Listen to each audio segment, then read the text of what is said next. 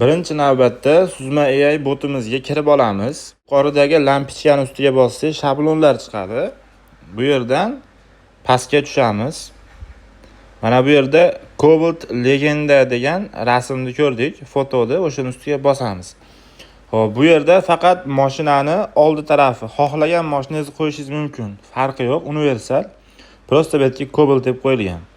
Xo'p, bu yerda hamma yo'q bosganingizdan keyin tayyor chiqadi hamma narsasi. Siz faqat o'zingizni namuna degan joyga o'zingizni mashinangizni oldi tarafini qo'ysangiz bo'ldi. Masalan, biz primerni bitta video qo'yib, rasm qo'yib kelamiz, qo'ydik va uni jo'natamiz. Endi yana bitta bosamiz shablonlar ichiga. Yana qaraymiz bu yerda Cobalt Legenda 2 degani turibdi. Bu orqa tarafi. Buni tanlaymiz. Yana bu yerda hamma yo'q tayyor. Biz faqat namunani ustiga mashinamizni orqa tarafini rasmini joylaymiz. Qo'yildi. Prompt o'z avtomatik chiqadi. Bitta jo'natish ustiga bosamiz. Xo'p, endi bizga ikkita rasm tayyor bo'ladi. Endi biz uni video qilib olishimiz kerak bo'ladi. Mana do'stlar, ko'rdinglar, botimiz o'z avtomatik bizga rasmni tayyorlab berdi va oldi tarafi va mana orqa tarafi. Endi biz bundan video qilib olishimiz kerak. Qaranglar. Shablonlar qatoriga yana o'tamiz. Pastdagi videolar bo'limiga o'tsak, mana Cobalt Legenda 2 turibdi. Oldi va arqa turibdi. Oldiga bosamiz. Endi mana bu hamma yo'q nastroykalar o'z avtomatik chiqadi. Biz faqat mana shu yerdan rasm videolar degan joydan o'sha hozirgi tayyorlab olgan rasmimizni joylashimiz kerak. Mana bu yerda o'z avtomatik chiqadi. Generatsiya qilinganlar ichida bitta bosasiz old tarafini. Jo'natasiz. Endi yana bitta shablonning ustiga bosasiz, yana videolar qatoriga o'tasiz. Endi Cobalt Legenda 2 ning ustiga bosasiz. Endi bu yerda orqa tarafini qo'yishimiz kerak.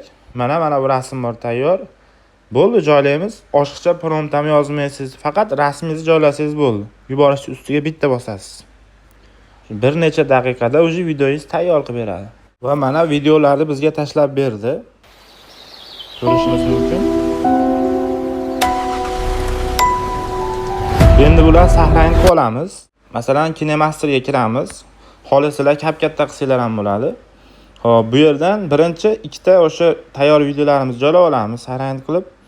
Keyin Slowdan sahrangiz qilib olgan Cobaltimizni videosini joylaymiz. Joylab olganimizdan keyin buni qaranglar.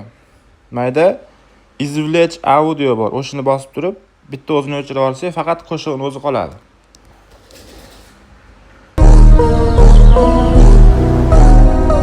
Ko'ryapsiz, bu videoda o'zini qo'shig'ini o'chirib qo'yamiz.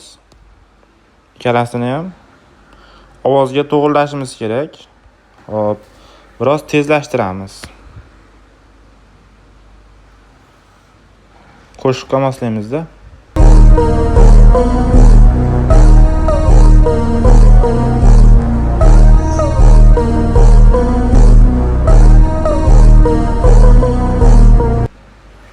Ko'rdinglar, videomiz tayyor bo'ldi. Agar video foydali bo'lgan bo'lsa, kommentariyaga foydali bo'ldi deb yozib ketinglar. Sog' bo'linglar, salomat bo'linglar. Bundan da yana ham foydali videolarni o'tkazib yubormaslik uchun kanalimizga obuna bo'lib qo'yinglar.